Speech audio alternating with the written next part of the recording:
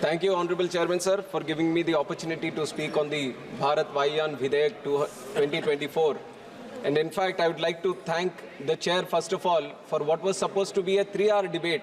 Yesterday, it went on up to 5 hours and has also had speakers, 36 speakers, speaking on this important act, sir.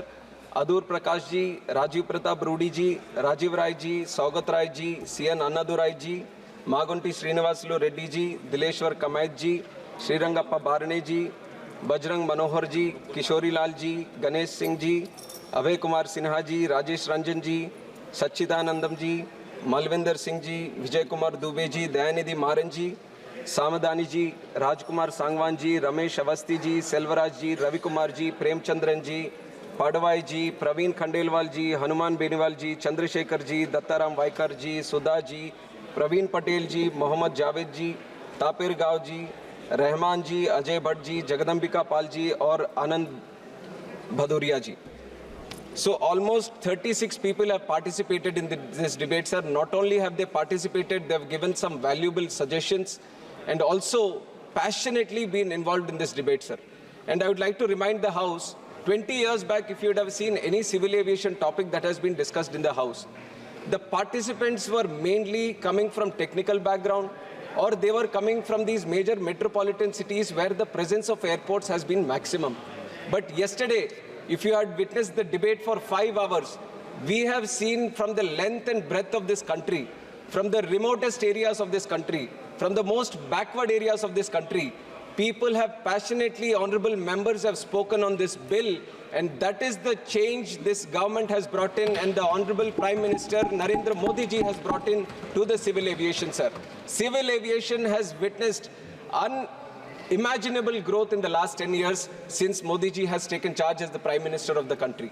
He had a special focus, he had a special vision for the civil aviation industry, and because of which he understood the importance of improving the infrastructure in civil aviation. That is why what was 74 airports in 2014 has gone up to 157 airports, more than doubled in this country today, sir. And if you look at the passenger growth in this country, 60 million passengers were there domestically in 2014, which has gone up to 153 million, which has more than doubled in 2024, sir. And also international passengers from 43 million have grown up to 66.7 million. And you know, it's like any travel industry which took a big hit during the COVID time, aviation also took a big hit. Even though it took a big hit, within 3 years, it stood back on its feet. It not only crossed the pre-COVID numbers, sir, we are at an all-time high in the passenger growth in the country, and today we stand as the 3rd largest aviation economy in the whole world, and that is the change Honorable Prime Minister Narendra Modi ji has brought in the last 10 years for the civil aviation ministry.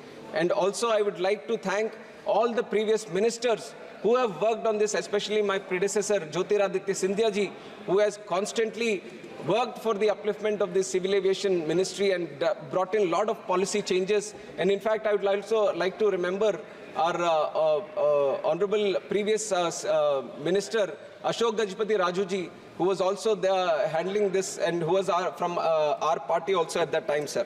And with this growth, it is very important we look into the future also. This is not just for the 10 years that we are proud of.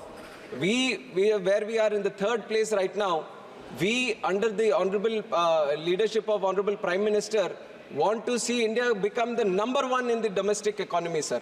And if you want to see India in that #1 position, there has to be proper legislative backing. There has to be good policy making. There has to be good policy which drives the civil aviation industry in that direction. And that is where this Bharatiya Vayan Videyak comes into play, and which is why I would like to go a little bit more detail into the bill also, sir.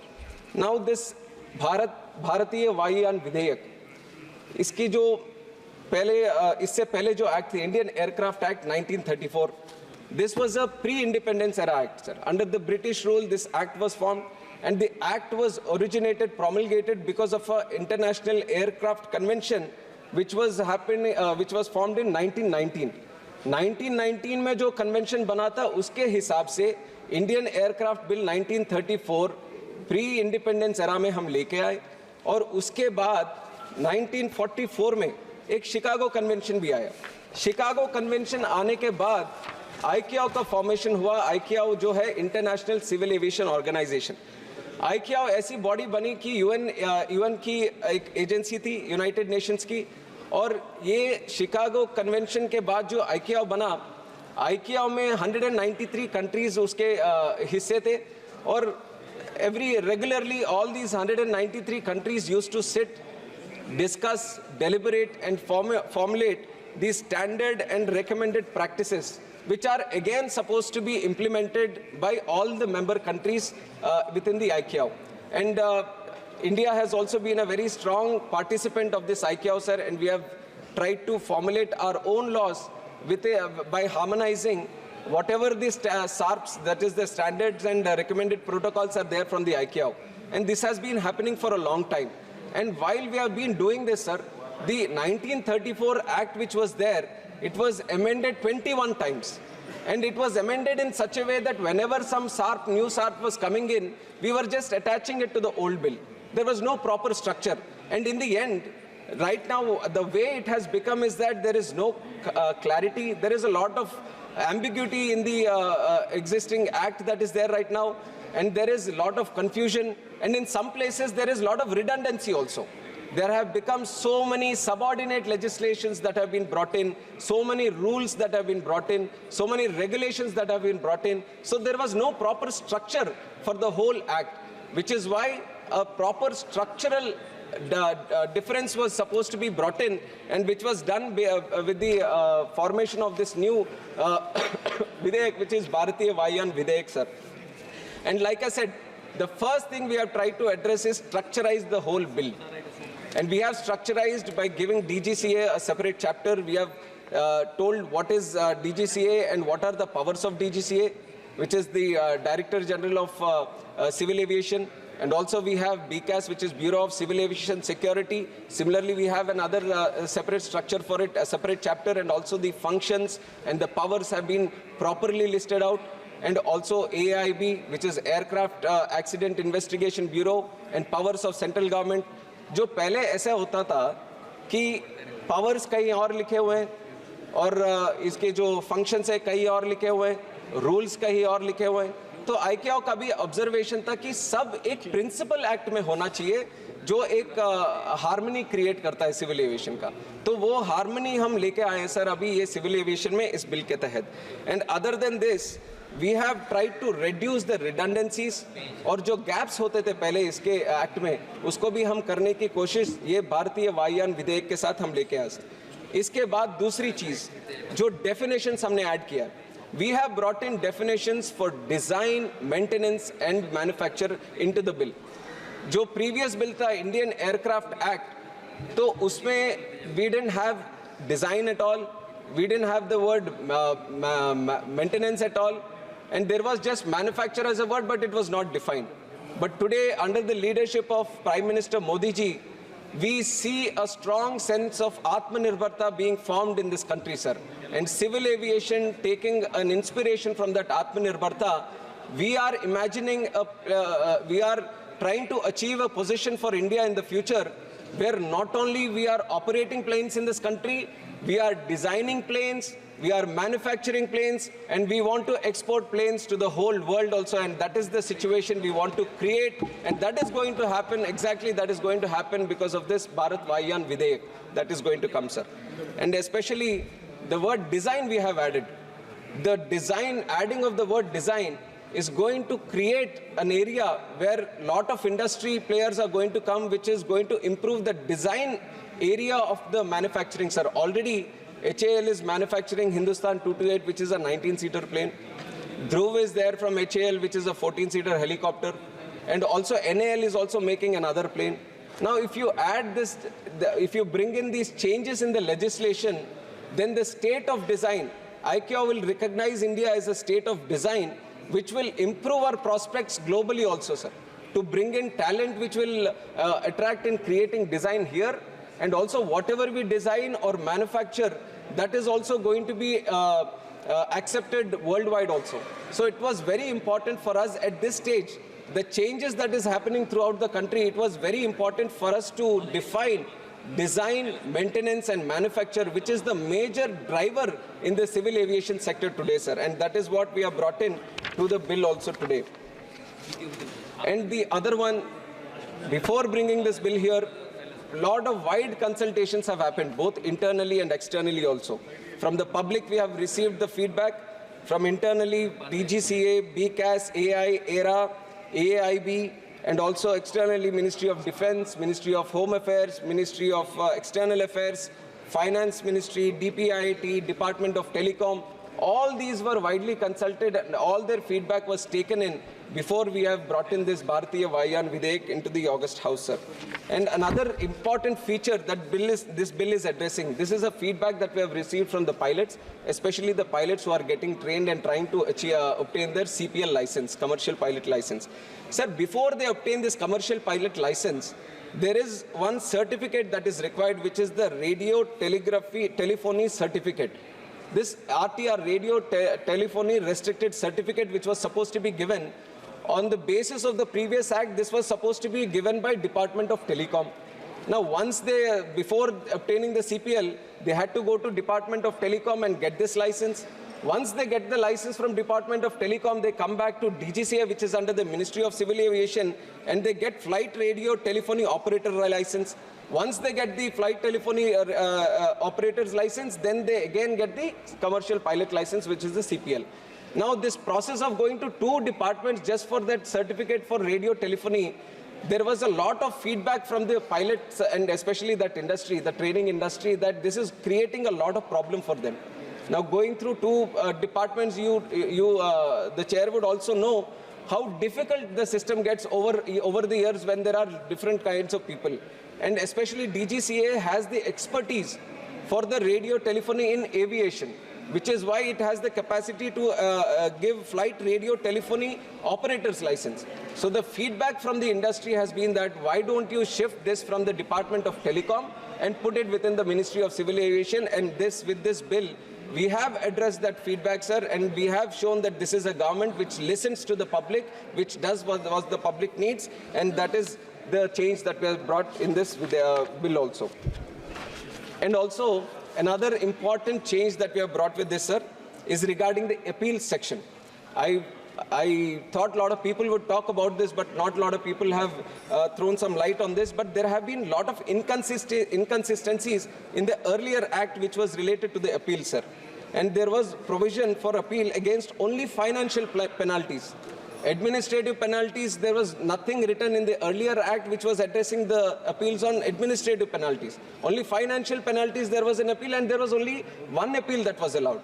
But now we thought, when we are trying to change this bill, change the act and bring in a new bill, we have decided that we are going to implement the principles of natural justice. And how the industry treats the appeals, how other departments are treating the appeals, we are going to bring that structure into this, and that is what we have done here also, sir. So any time any action is taken, the first show cause notice, the person against whom the action is being taken, he will be properly heard, and he'll be given a chance to go for 2 appeals, and there will be a proper tribunal also after the appeals, so that he can get the he can avail his principle of natural justice, and that we have accommodated here. And just like I said earlier, there was only for financial penalty, the appeal was there. Now we have added administrative enforcement also, so that there is opportunity for appeal there also, sir. And also earlier, the Principal Act, the Indian Aircraft Act, only carried certain provisions regarding the action of suspension of licenses, certificate or approvals. The other sections which come under restrictions, they were addressed through some other rules. Now we have brought everything into the Principal Act, so that there is a legislative backing. There is a clear flow of instructions on how the licenses or certificates, how they get suspended, or how they get restricted, or how they get cancelled. All this has been brought into the Principal Act, which is going to create a lot of clarity on how the appeals and also how the licenses are being done in this country, sir. So these are some of the important points that the bill covers, and I feel that whatever members have raised regarding the issues of the bill, I was able to cover with this, sir. And especially there has been some discussion on the naming of the bill also. Bharatiya Aviation Videyak. I don't see what the problem is, sir. I have calculated how many words are there in the Act. 11,643 words are there in the entire Act. Out of 11,643 words, only 3 words. Only 3 words are in this Bharatiya Aviation Videyak. The rest of the text is completely in English. So there is no way how people feel that we are imposing certain things. And in fact, when you are bringing these 3 words also, everyone should feel happy. I was hearing someone saying that you come from Telugu land and you are accepting this. Of course, I'll accept it. It is an Indian language. We are all proud of all the Indian languages that are there. And Bharatiya Aviation Videyak. In Telugu also, Bharatiya is Bharatiya only, sir. In Telugu, Vayu is also Vayu only, sir. Yes. So I treat this as a Telugu name also. And I treat it as a Sanskrit name also. I treat it as any other Indian language. So just by bringing the name of this act, I feel that everyone should feel proud of this and not oppose the naming of the act, sir. That is one point that I wanted to ensure this. And other than this, one of the important issues that have also been raised during the speeches, one was the airfares issue, sir. And it has been constantly coming up. Let it be 0 hour, let it be private members, or let it be question hour. And through the bill also, many members have raised this. And in fact, I've already mentioned this after taking charge as the minister also, sir, that one of my top priorities would be to make the airfares affordable and accessible to the common man of this country. Because there should be some mechanism for flexi. I'll get into it. Because our whole intention, our intention of the NDA government is that till now, till 2014, sir, this civil aviation was always like it was for certain sections of the civilized society. It was like civilized aviation. But once Honorable Prime Minister took charge, once Narendra Modi ji has taken charge, civil aviation was considered as civilian aviation, sir, and that is what our commitment is even today also. And to make it civilian aviation, this is a very important point which the ministry is also taking very seriously. But I would also like to tell the House that we have to understand the dynamics around the airfares also. It is not just the airlines saying that, Acha, tomorrow I'll just put this air price at so-and-so price. There is a certain mechanism. There are lot of other factors which are included in the airfares, like the ATF, sir, the fuel cost, the airport security fee, user development fee, landing charges, and lot of these factors, and taking into account the market demand also, and especially when some vacations are there or some special events are happening. So there are a lot of dynamic factors which get included in deciding the fare of this thing. And also yesterday when a lot of people were speaking, they were also mentioning that how certain carriers have gone out of system also. Some important airlines like Jet Airways and other Deccan Airways and some important airways which were very optimistic in the area of civil aviation, they've all exited the aviation market, sir. So we have to create a balance. Now, if you see, we create so much pressure on the airlines that they totally are not in a situation to run, then we don't have any planes to run only. So we have to create a balance, and that is the balanced approach that the ministry is also looking at. Where there is a balanced approach, the airlines also shouldn't misuse or take advantage of the position of the passenger. And also at the same time, we are creating a level playing field so that the airlines also operate at a certain stage in the country. But on the directions of Speaker, sir, also last time when there was a discussion on this, he said, why don't you meet the airlines? And we are doing it from the ministry, sir. We are having meetings with the airlines industry, and we are trying to ensure that there is no misuse or there is no disadvantage for the passenger here.